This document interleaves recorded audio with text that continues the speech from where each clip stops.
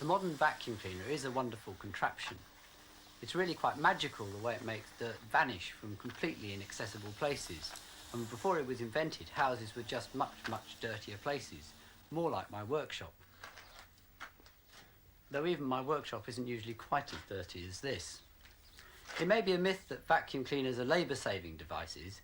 It's said that people spend just as long cleaning their houses today as they did 100 years ago. But these machines certainly have made houses cleaner.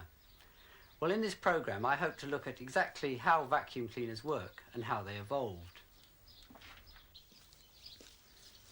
Without vacuum cleaners, the only way to clean carpets and upholstery was to take them outside and beat them. An activity that was traditionally performed just once a year, the spring clean.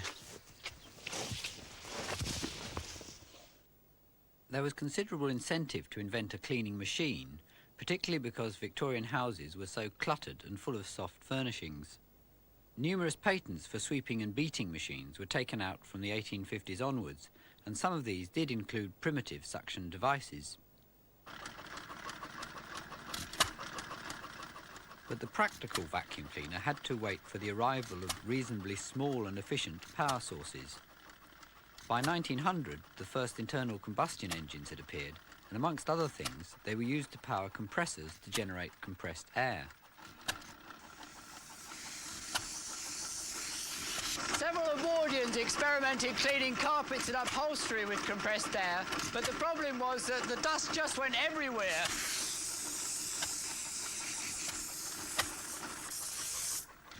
And then settled back down exactly where it had come from. A demonstration of this rather inadequate cleaning system on cleaning railway carriages in St Pancras Station in 1901 was witnessed by an engineer called Herbert Cecil Booth. Booth was a civil engineer who designed bridges and the enormous big wheels popular at the turn of the century. This one was put up in Blackpool in 1896. It seemed obvious to Booth that sucking the dirt into a container through a filter would be a more sensible idea. And his very first experiment, holding a hanky over a sofa and sucking hard through it, left the hanky filthy and proved the principle to himself. His first machine was simply a cloth bag to collect the dirt and a suction pump. It worked well, but it was very large, so it had to be parked outside customers' houses. It became known as the Noisy Serpent, and he was frequently sued for frightening passing horses. The success of Booth's machine was largely due to the coronation of Edward VII in 1902. Oh, dust! There's dust! In all the preparations, it hadn't been noticed until the last minute that the carpets under the throne in Westminster Abbey were filthy. Booth's machine was the only effective way of cleaning the carpet without removing it. The king later heard of this and ordered a demonstration at Buckingham Palace, buying 2 machines. Your apparatus is frightfully impressive. Oh, thank you very much, sir. Thank you very much. Oh. Booth added clear inspection tubes so people could watch the dirt being sucked in, and the machines became prime attractions at fashionable soirees. With royal patronage, the success of the machine was assured. A most marvellous modern invention. Booth's machine caught the public imagination, but was much too large and cumbersome for most homes, so various other manufacturers started introducing much smaller, hand-powered machines. This one's the Sweeper-Vac, made in San Francisco. The British Queen. Doesn't seem to be doing very much, this one. A bit difficult to use, too. The Star. This one feels more comfortable. Just swept up a feather. And what's this one called? The Reeves Pneumatic Broom. Doesn't sweep very much up at a time. Nearly got that bit of dirt. No. Most of these machines would have been considerably less effective than a simple dustpan and brush, but at the time there was a phobia against dust that was believed to be full of germs. A French doctor in 1907 wrote, Dry sweeping and dusting are homicidal practices. They consist of taking dirt that has been lying on the floor and on the furniture, mixing it with the atmosphere and causing it to be inhaled by members of the household. In reality, it would be infinitely preferable to leave the dust alone where it was. Well, in reality, these machines were so ineffective, they probably did just that. This is the Daisy number 2. Nice action, nice crank and bellows, but I don't actually think it's getting anything off the carpet.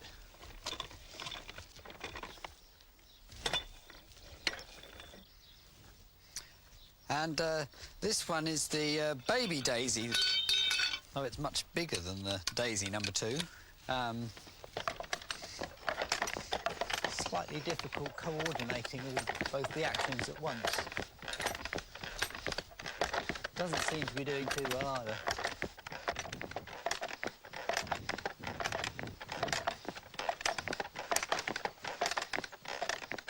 Meanwhile, in America, a caretaker called Spangler had patented a portable vacuum cleaner powered by an electric motor. He sold the patent to a harness maker called Hoover, who was worried that his trade was falling as more people changed from riding horses to driving cars. Hoover was very successful and started producing machines in other countries, including Britain. In the carpet, excavating through the pile, work the pick and call the grit and digging deeper all the while. Oh my carpet, oh my carpet, oh my carpet, don't forget, with a Hoover, yes the Hoover, we will beat the blighters yet.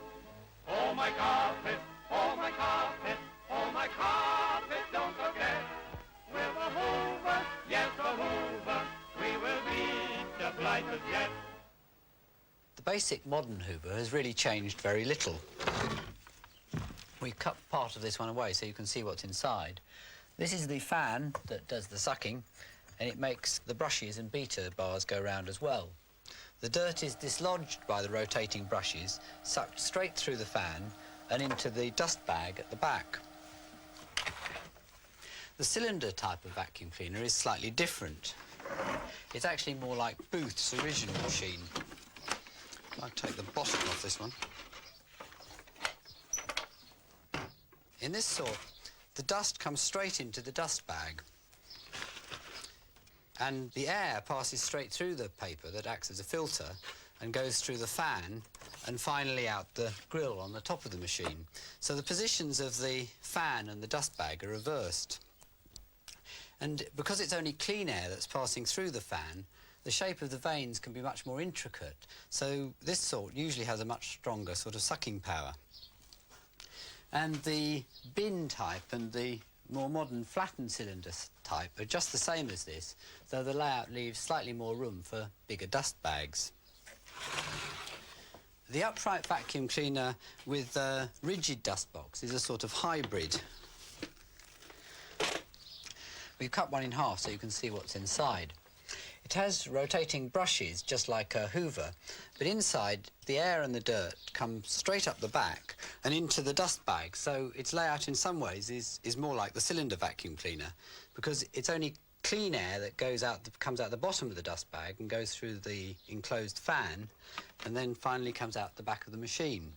Well, there are advantages and disadvantages of all these different types of vacuum cleaner, and a recent Which survey found that in overall performance there's really very little to choose between them all. By the 1920s, many companies were producing electric vacuum cleaners. Booth himself had started making them under the trade name Goblin. One of his employees was a man called Bill Sutton.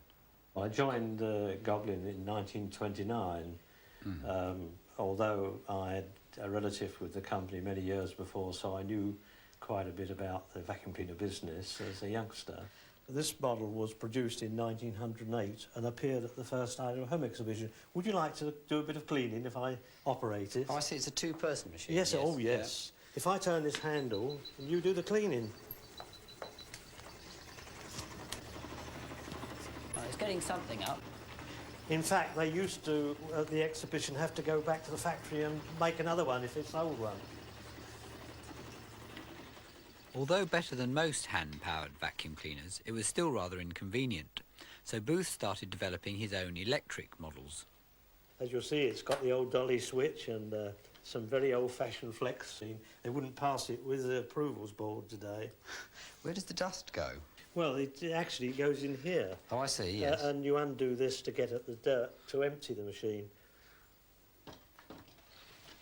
This machine was first produced in 1930. Rather a unique machine in that it gives you the upright situation for easy cleaning. It's sold in for £5.19 and sixpence at that time. But the interesting thing is that for dusting, all you need to do is undo the dust bag from this position here and put your arm through the dust bag and do your dusting.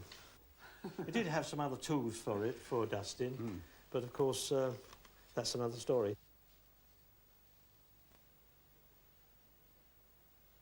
This particular model, a Goblin Ace, is 210 volts, whereas today the standard voltage is 240. In the 30s, Bristol, there were 2 voltages. In London, they went down as far as 100 volts in certain cases. And were there electricity shops where you could sell these things? Oh no, the electrical shops weren't in existence then. There were only a cycle shop who did the odd electrical product. The industry had to employ vast numbers of direct selling people. In fact, Goblin had 2,500 at the peak of people knocking doors. You've heard of the radio? You have now got electricity, but this is what you haven't got, the vacuum cleaner. Look, it is... Well, I don't know. Yes, no, I'll just take this wire, plug it into your sockets like that, and we will have a demonstration. If you will care to stand up a minute, madam. See, now then, did you know that in that chair is hidden dirt? Every part of your house has got hidden dirt. Look, it's all in there now, madam. Look, this is what you were sitting on. Dust! Oh! The sales mostly had to be made of an evening because the only person who was entitled to sign a hire purchase agreement was the husband. And in most cases, sales had to be made on a Friday or Saturday evening when the pay packet came in. Otherwise, you didn't get the deposit.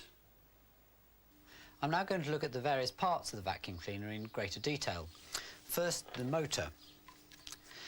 Electric motors are rather baffling devices, but they all depend basically on the ability of electricity to magnetise things. If I wrap a bit of wire round a nail... Oops. Oh dear, I've got it tangled up.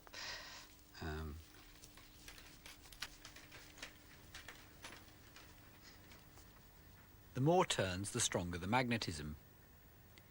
I'm going to use 12 volts DC from a car battery, and of course you must never ever use mains for something like this. The nail becomes magnetic when I complete the circuit, and when I break it again, most of the magnetism is lost.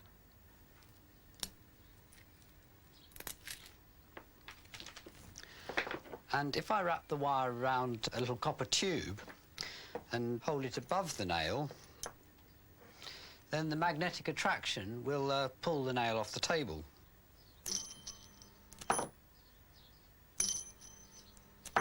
Just get it slightly warm. This is an industrial electromagnet. The coil of wire's in here, and this is the lump of metal it pulls in. This one's actually out of a fruit machine. It's the device that pushes the coins out when you win.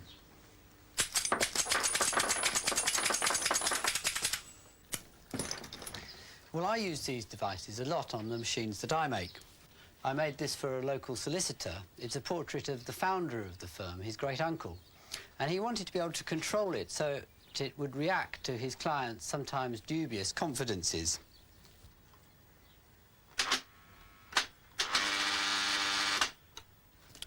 In the end, he got cold feet and placed the control box so that the clients themselves could use it. Well, if you look at the back, you can see that the device that makes the wig go up in the air is one of these electromagnets. And by themselves, these electromagnets can only produce this rather jerky, linear action. But it's actually not too difficult to use the electromagnetic attraction to make something rotate.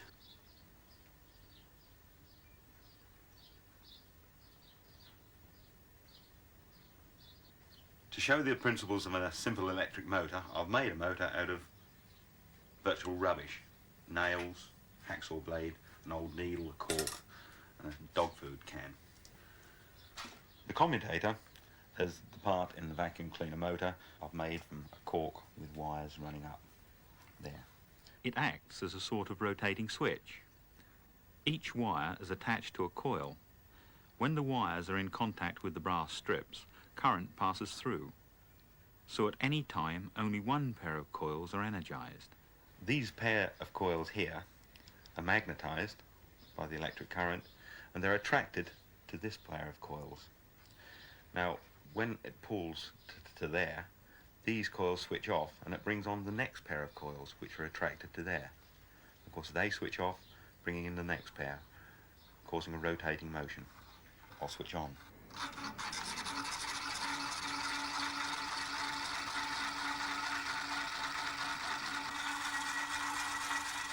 The vacuum cleaner motor doesn't at first sight look like Rex's tin can motor, but if you look inside you can see it has a lot of the same elements.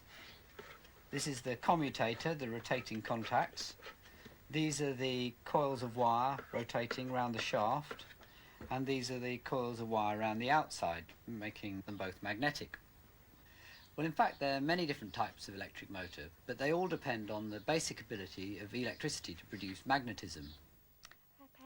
It's really quite difficult to imagine how inconvenient the world must have been without any electric motors. Most of the machines in the home depend on them. Vacuum cleaners, power tools, washing machines, fridges, tape recorders, and countless other gadgets. Steam engines, their predecessors, were hot and heavy and needed several hours stoking to get up pressure before they would work. Factories used to have a single steam engine connected to every machine in the place by a very elaborate set of belts and clutches. This was not very convenient or safe in a factory, and totally impractical in the home. The bit that actually does the sucking is the enclosed fan next to the motor. I can show you where the air goes if I hold some smoke over it.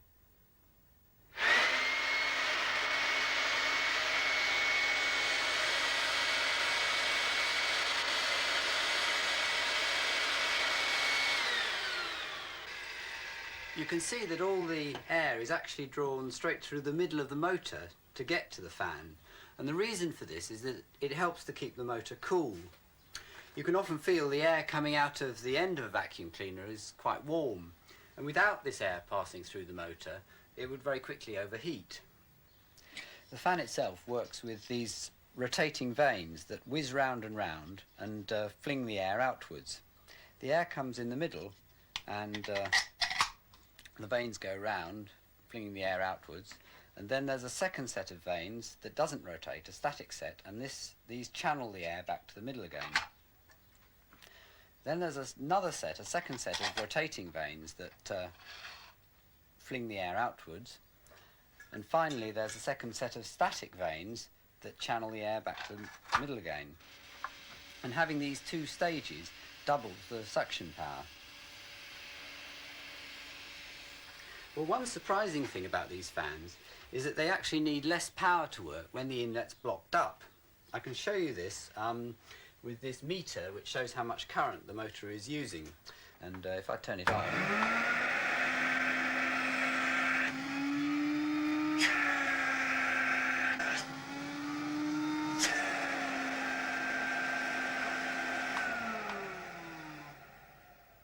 you can actually hear the pitch of the motor rising when I block the inlet up, and that's because it's actually running faster. But of course it's also overheating because there's no air passing through it, so it's not really a very good idea. The power of the fan is quite surprising. Here we fixed the outlet of a vacuum cleaner to a plastic bag. The air pressure in the bag can quite comfortably lift my van off the ground.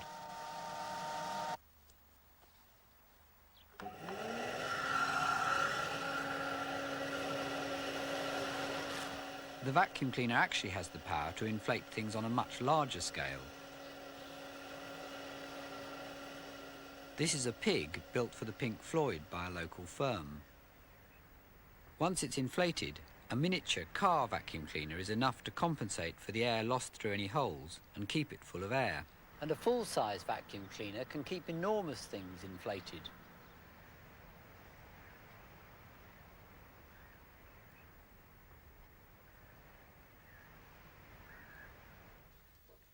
The only time I've ever used a vacuum cleaner was for a machine that didn't need any of its impressive power. This is a collecting box I made for an ecological charity called Common Ground. It's a sort of pun on its name, showing a bit of ground being shared by different sorts of creature. The ground is actually a bit of rubber. I did my first experiments holding bits of rubber over a vacuum cleaner nozzle.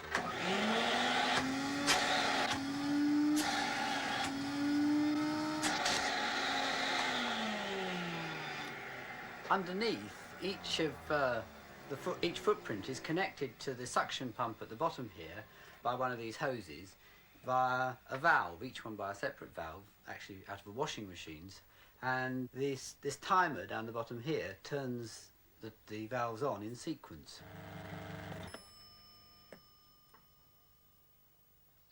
The last important part of the vacuum cleaner is the dust bag, which acts as the filter. The paper or cloth contains minute holes which trap most of the dirt but let the air pass straight through. Of course, any bits of dirt that are smaller than the size of these holes, which are about 1/200th of a millimetre in diameter, will pass straight through the bag. I can show you this with this smoke cartridge that contains minute particles of red dye. If I put it next to the nozzle, you'll see the dye come straight through the machine and out through the grill here. Oh, I forgot to turn it on.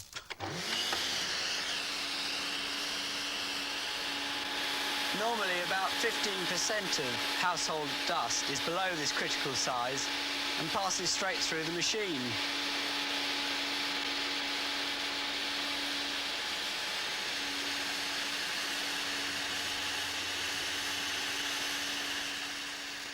Rex used to repair domestic appliances and found people often didn't realise this. Sometimes I used to be called out to a machine that wasn't working, and the customer had actually fitted a plastic bag inside the cloth bag so they could dispose of the dirt easily. Well, this of course completely blocked the airflow and there was no suction at all, and obviously it wouldn't work. Even the disposable paper bags need changing quite frequently.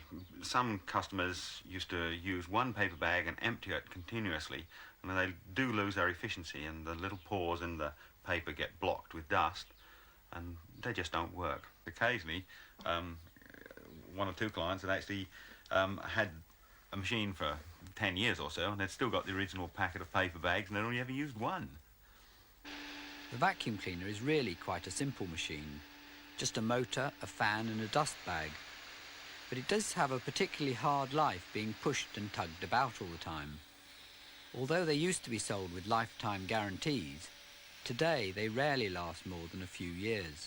The modern vacuum cleaner may not be perfect, but it is extraordinarily good value for money. In 1950, a vacuum cleaner cost about the same amount as the average weekly wage.